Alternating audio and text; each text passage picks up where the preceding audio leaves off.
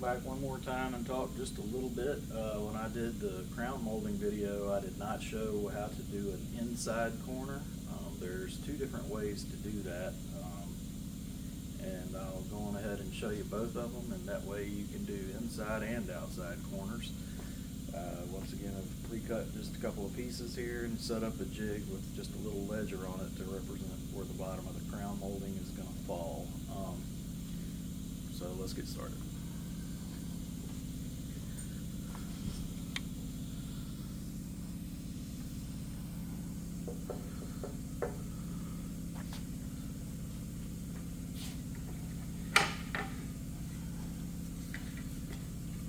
Okay, you've got an inside corner here with just a couple of square cut pieces. The goal is to have these come together, form a joint that looks great, obviously. I guess I'm just talking to hear myself talk on that one. But yep, we're going to cut those on the inside corner first and show you that.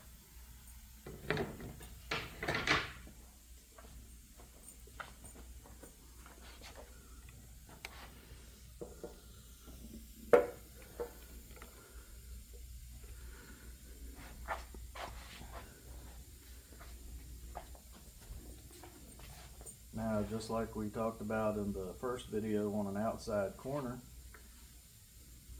your crown is going to sit on the wall like that. Your ceiling is your wall. This is still going to be your ceiling, and this is still your wall. You're going to want an inside corner here and here. So since that's your ceiling, flip it over. And before we were doing outside corners, but this time we're going to do inside corners. Just take the piece.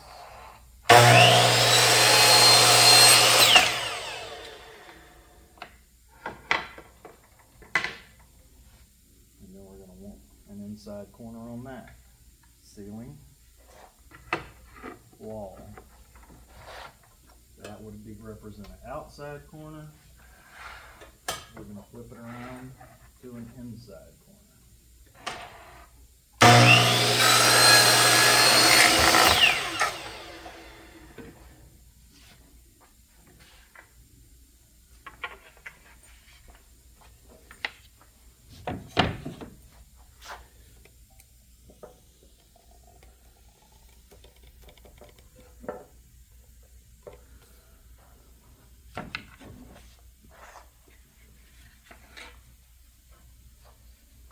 Now, an inside corner on both sides is what's preferable if you're doing an open top crown, like on top of a set of cabinets where there's not going to be a ceiling above it and it's going to be open, because that's going to hide any light that may show through it.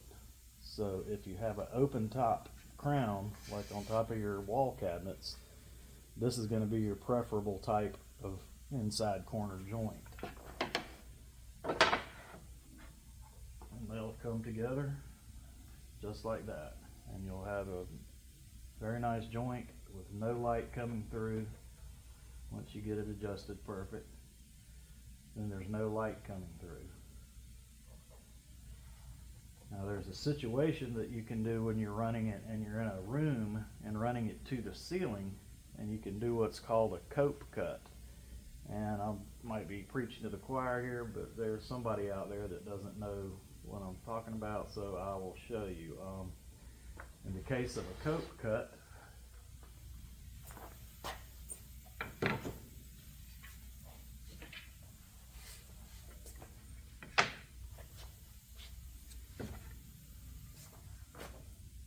one side is going to be run straight into the wall like so. You won't have a miter here to put together. You're going to have just a straight joint. You'll still have the same inside corner cut right here, but what we're going to do is cut this out so it actually fits. So it's your same inside corner cut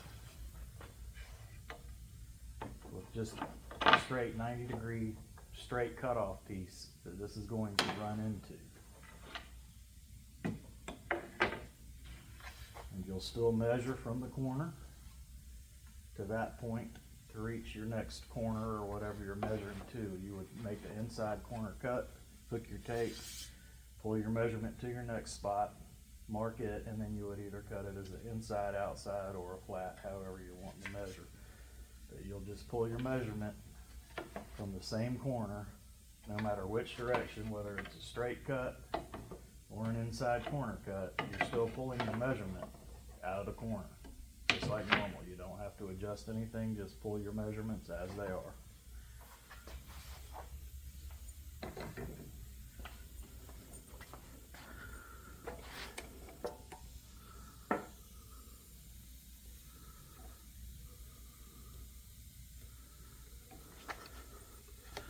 I have to change my setup a little bit here for you to see what I'm doing.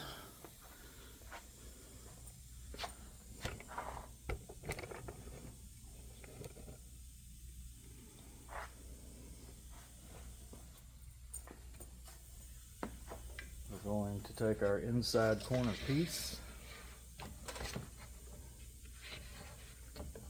and just lock it down to the table so it makes it a little easier to cut. Let's grab the right drill for this.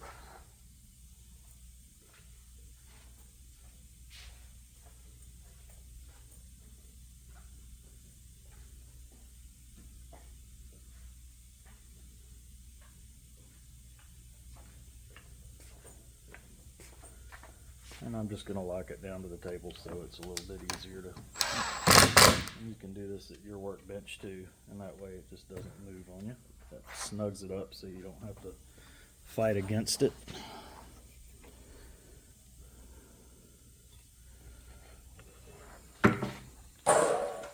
And you can see that that is just an inside corner cut.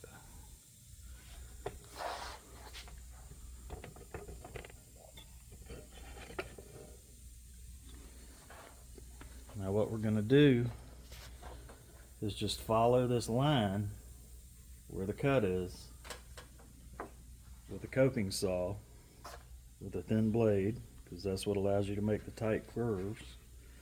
And we're just going to follow this line, just the profile of the trim along the inside corner.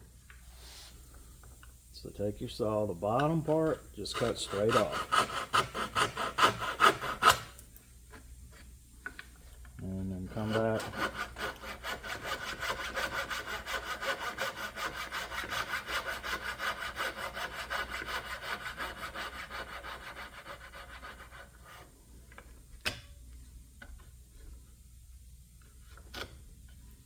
we'll make a little curve cut right here just to make it easier to get out of there.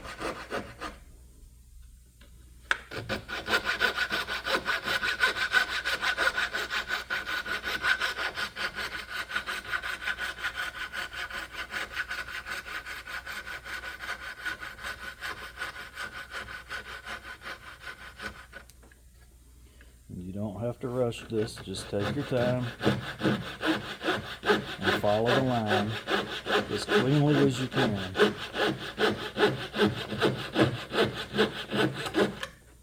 All the way around.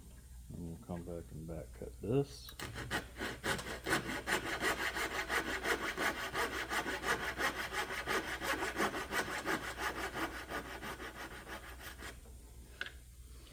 And then we're just going to follow this line all the way around on a back cut. Oh.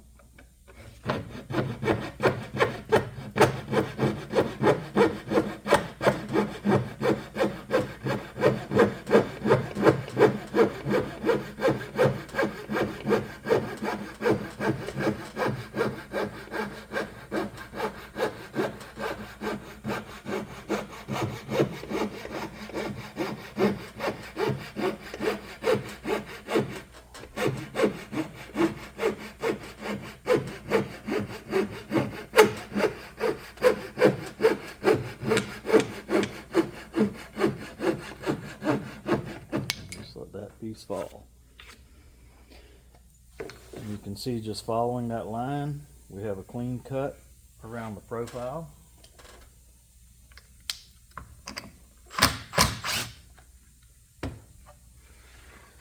which is back cut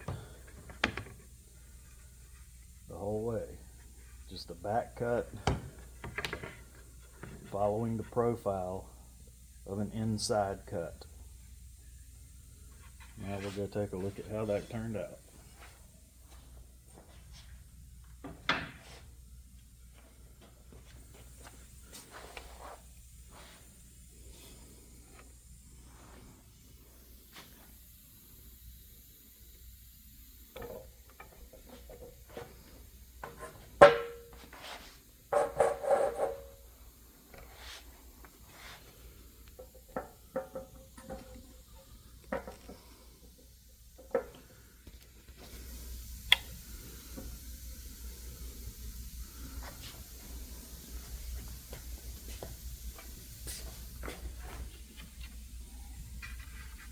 Now we still have the straight 90-degree piece run in there,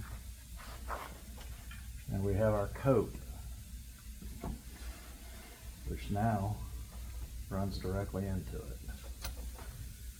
And there you have an inside corner with the coat cut. This is just a regular inside corner cut, and it allows you to leave this piece on just a flat piece. And when measuring from a coat, you'll still pull from that corner and just hook the long piece before you coat it and take your measurement down to your following mark. But that will come together just like so. And that's your two types of inside corners for running crown molds. So that is both inside and outside. I think that should cover it.